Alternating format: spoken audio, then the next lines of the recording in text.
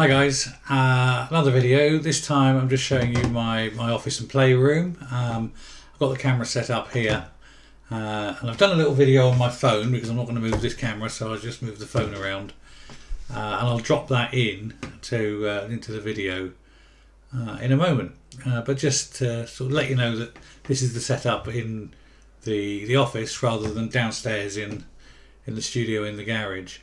And again, this is a very similar setup. You've got the camera, lights, microphone.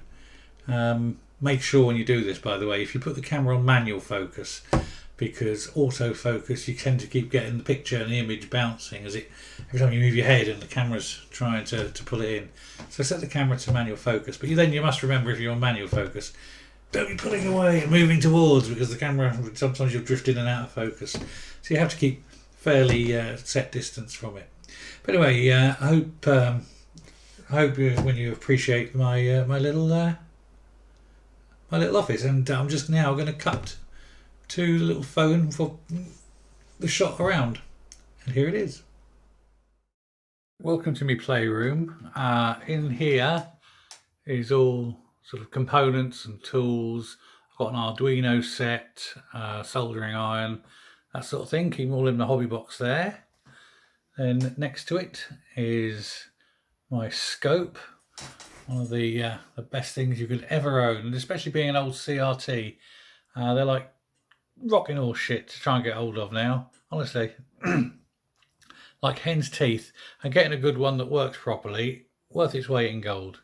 If we peer down there, you'll see an old BBC machine that I've refurbed. Must get that out for sale. Then coming along, I've got my bowl I use for soldering. So I've got my multimeter, that's a frequency counter and a frequency generator and a programmable power supply, always very useful.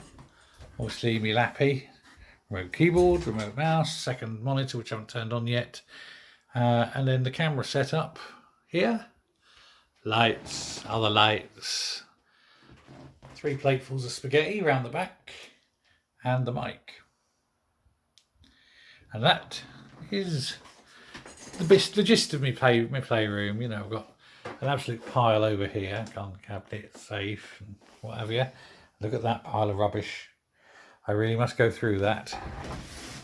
But there you have it. Yes, so as you see, a bit of a geek. Always taking things apart, wiring them up.